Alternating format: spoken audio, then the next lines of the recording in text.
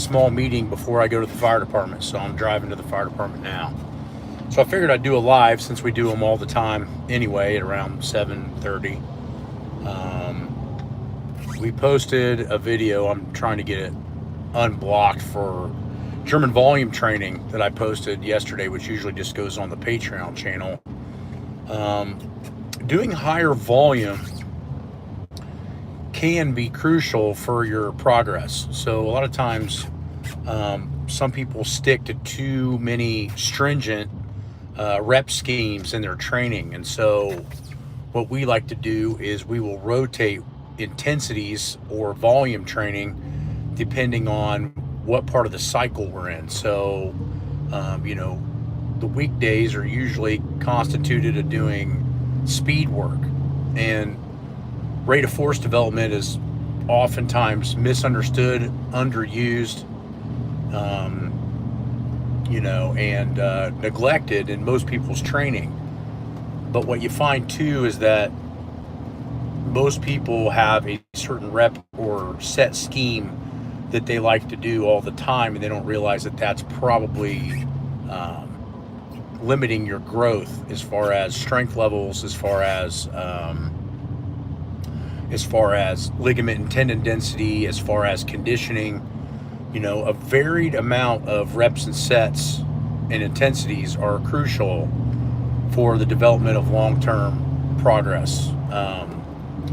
I started to realize that in my 30s, once I had pretty much maxed out my capacity, and needed and wanted higher levels of ability.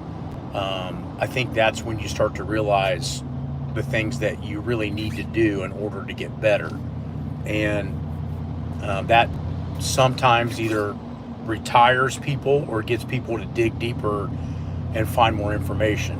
And I feel like finding more information is crucial. But the problem that we have in today's society, especially in the fitness industry, is there's too much information, right? It's clouding a lot of the people that are trying to train the right way. They're trying to, tell people how to do things correctly, the technical matters of lifting, the reps and set schemes, because everybody wants a quick 30-second or 30-second to 5-minute video on how to train properly. And I think the problem is that we really don't know everything sometimes until it's too late. I don't feel like I learned a lot in training until I was probably in my mid-late 30s, where I felt like I really had a grasp on what was going on, and that started at 12 years old. So 25 to 30 years of constantly grinding is how I found the ways to train while being educated. So I think that's the hard part too, is you can grind really hard in the gym, but if you're not trying to learn while you're grinding, it can be a dead-end road. And I think for a lot of people, what we start to realize is that outreaching to people that have more experience than us, more time than us, more education than us, and not necessarily in any particular order. A lot of the people that I learned stuff from never graduated college. Louis Simmons was one I can think of right off the top of my head. You have guys like Poliquin that he had a master's degree, a master of arts, and stopped there when he was smart enough to have a doctorate.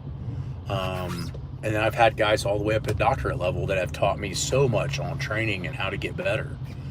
And so I think that what we have to realize is that it's a mixture, right? Some people's strengths are not in academia, and some people's strengths are not in the weight room. But the people that tend to find both are the ones that are what I would consider the unicorns, right? And so what I mean by that is that the people that are constantly trying to study and training their asses off are the ones that tend to put the pieces together. I find that the people that talk all science have, somewhat of a disadvantage because they're not training as hard. And then you have some people that all they do is train hard, but they're not really researching or studying. That's another problem in and of itself. So for me, being well-rounded is insanely important in this field. And the problem is that marketing and money to marketing has, in some cases, ruined a lot of the fitness industry, because if you got somebody that has a couple $1 million backing in like marketing capacity, what you start to realize is that even if they're not saying something correctly, their word is getting out there more, and that can be a big fucking problem in this field. You just see a lot of garbage, and a lot of absolutes. And I'm not saying that I haven't been in that situation as well, where I think that my way is the only way. My thought process is it's the only way I've ever seen that was considered to be highly educational, with also being highly usable, as far as we've battle tested it with a lot of different people, and we've gotten results at all ages. And that's kind of what you want to start looking at. Kim Jong-un, Jesus. I think being well-rounded in life, people can succeed and be happy, if that makes sense. Yeah, absolutely. I think the well-roundedness is difficult. The stressors come from when you're trying to help people, and it's just a lot of negative energy, and you just get people that they don't want to change. And I think that's what I like about the conjugate mindset system, is that it's all about change. It's all about reinventing. It's all about new introductions. It's all about new stimulus. It's always changing and evolving, because we as human beings are changing and evolving as well. And so I think that's what we have to realize is, I think we all want it to stay. We all want to stay today, we all want to think that what we're doing today is going to fix tomorrow. And that has some truth, because we need to build upon what we're doing, but how we do it has to constantly evolve based on our energy level, our age, possible injuries. Those things all have to be modified when you're working out. And that's what I like about the conjugate system, is that in the right hands, you can adjust the training modalities as much as you want to.